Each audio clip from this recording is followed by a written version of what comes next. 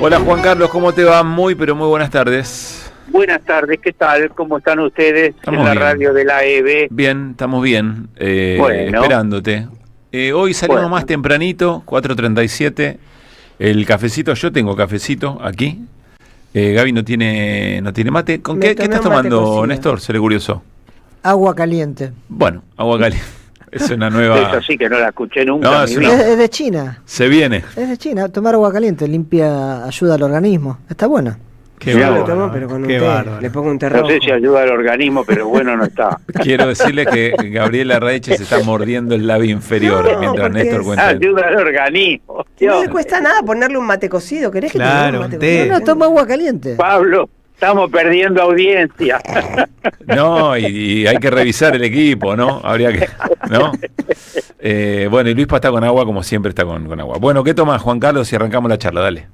Mira, como ahora en realidad yo no puedo entrar al café porque ahora tenemos un encuentro con las bandas musicales cooperativas. Sí, claro. Y eso es con vino, muy y bien. empanada y algunas otras cosas, así que estoy con eso, estoy con el vino tinto. Recordemos que son las principales referencias de bandas cooperativas que se organizan en cooperativas y en esta celebración por el año de las cooperativas, si no me equivoco, van a hacer esta reunión, ¿no? Exactamente. Muy bien. Exactamente, así que vamos a celebrar juntos con esas bandas cooperativas, la Delio, la Versuit, No Palidez, Espíritu, en fin, son 10. Así que, Así bueno, la va tirando así. Ahora. La va tirando así. Parece Raiche cuando dice, no, me estoy yendo en recital de La Renga, ahora vengo. Músicos de ese calibre, vino, empanadas, yo creo que no sé, ya está, ¿no? Listo. No se Sí, necesita. ya está. En realidad es un encuentro cooperativo, Sí, está de bien, carácter institucional que va por Alguna YouTube. guitarra va a aparecer. Sí, puede ser, sí, yo estoy esperanzadísimo, sí, Bueno. falta un ratito nomás para el encuentro. Bueno, a ver, Juan Carlos, se le acabaron los superpoderes a Federico Sturzenegger, al gobierno. Estaba haciendo un repaso hasta el 4 de julio en un relevamiento que se hizo.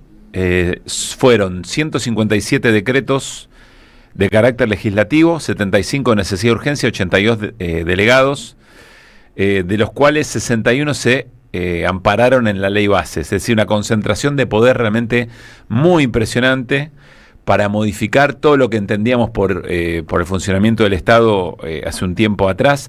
Se eliminaron por lo menos 20 fondos fiduciarios, y ahí tenés desde construcción de viviendas, fomento de la ciencia, sostenimiento de la educación, apoyo a actividades culturales, algunos vinculados a las víctimas de acompañamiento, a las víctimas de trata, vinculados al archivo de la memoria, a datos genéticos. Bueno, podrías ir repasar un montón, el INTI, el INTA, otros organismos que efectivamente fueron modificados o directamente vaciados por dentro, más allá de lo que ocurra con su forma jurídica. El INADI, Yacimientos Carboníferos, Río Turbio, Casa de la Moneda.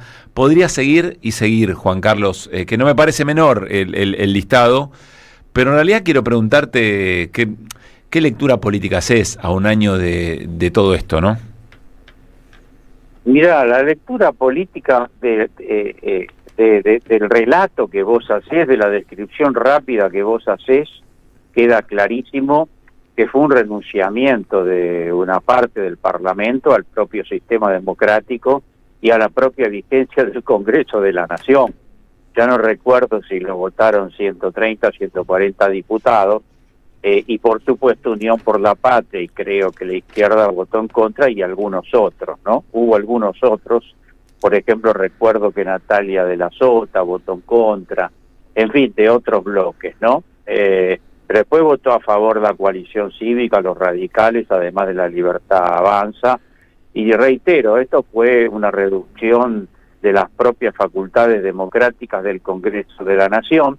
Por entonces se decía explica un poquito mejor, ¿por qué un renunciamiento a las facultades democráticas del Congreso? Porque en el sistema de división de poderes hay una legitimidad del Poder Ejecutivo producto del voto popular que debe ser equilibrado por los otros dos poderes del Estado. El poder más democrático del Estado es precisamente, a mi juicio, el Parlamento, el Congreso, porque expresa todo el mosaico de identidades y de pensamientos de la ciudadanía de todo el país.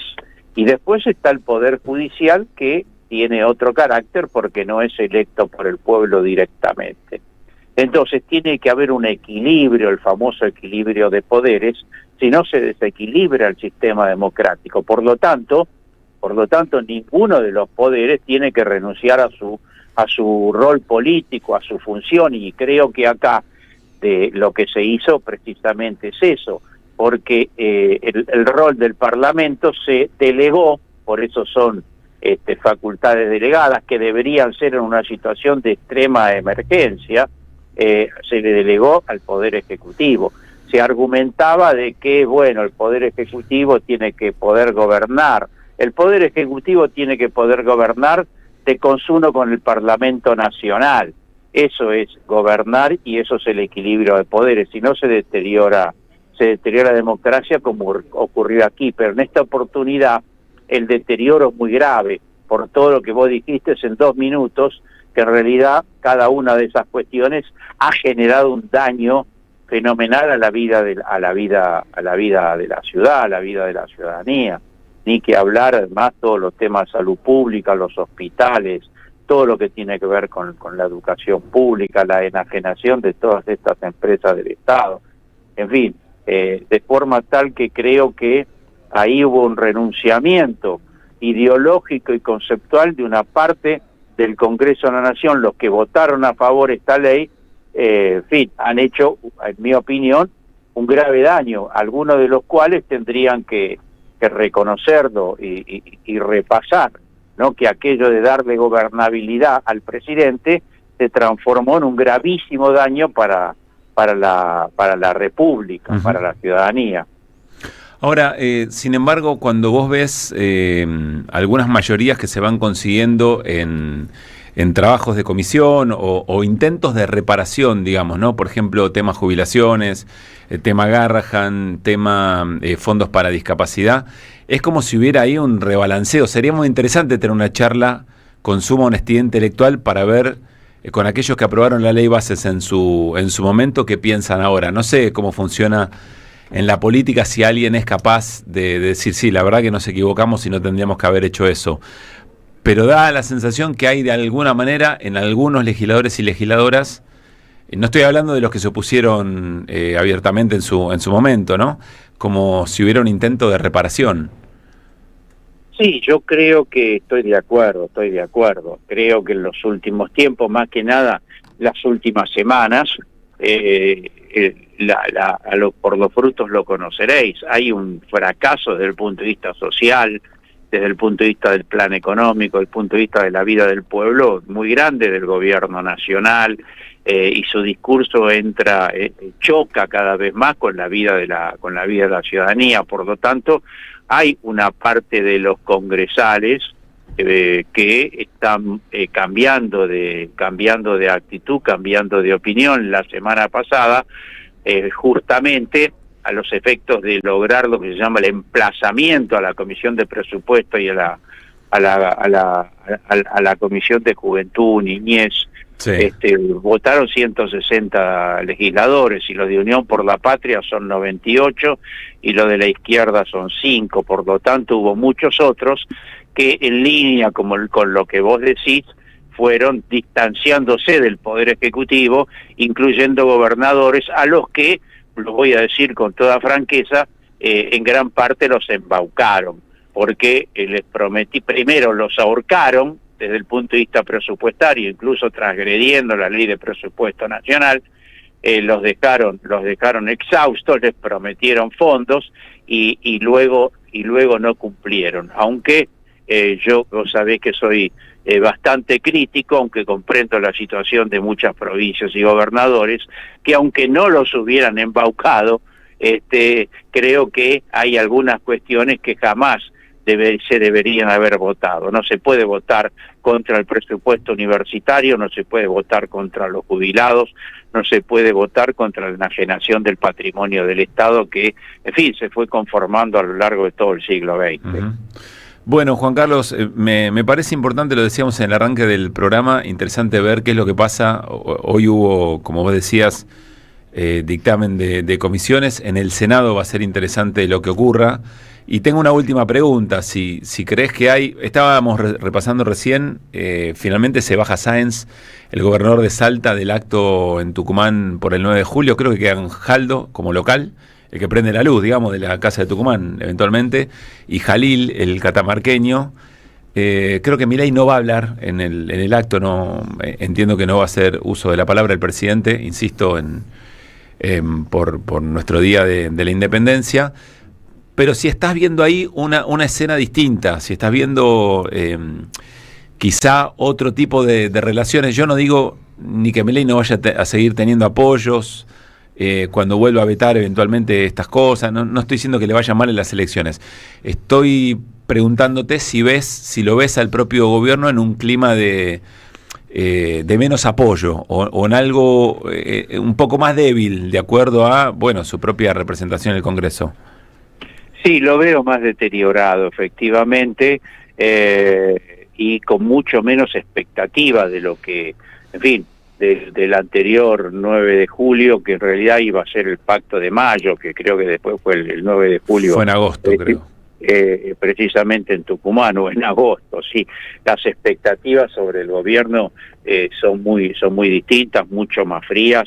Los resultados de la gestión económico-social están a la vista, y además hay graves problemas en la macroeconomía, ¿no? Que nos llevaría otro tiempo, pero también en ese sentido, y además hay reacciones populares, que es la otra cara de la moneda, en fin, creciente, ¿no es cierto?, en la calle, en las plazas, así que estimo que la expectativa sobre el gobierno es muy distinta de hace un tiempo atrás, y espero que en la medida que haya unidad de la oposición pueda expresarse electoralmente. Francamente creo que existe una fuerte posibilidad de que se exprese electoralmente el rechazo a estas políticas del gobierno. Y a nivel institucional, insisto, respondiendo a tu pregunta, creo que es evidente que cada vez tiene menos apoyo el gobierno nacional.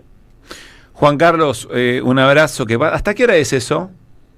Bueno, ahora hay una previa de 1 hora, como decíamos, con empanada y vino, sí. Y después es a las 18, calculo que a lo sumo será hasta las 19. Ahora los eventos y los encuentros no son largueros, así que más o menos esa es la idea. Dice Gaby que si se esconde un poquito alguna botellita de vino, alguna empanada, yo me parece capaz que llegamos, ¿no? Eso siempre voy apoyando, Juan Carlos. Por supuesto. Venite, Gaby, venite, que siempre te vamos a recibir con alegría. Venite, que siempre vamos a tener un buen vino y empanada. Y necesita alguien que sostenga sus cosas, claro, también, ¿no? Acá con un pibe canoso. No, y necesitamos, no estaría mal una conductora de lujo. Vos sos una conductora de lujo. Voy para allá, Bueno, Juan Carlos, que la pase muy bien, que se disfrute. Después nos contás. 4:50 de la tarde. ¿Sabés qué le falta a tu carpeta de favoritos?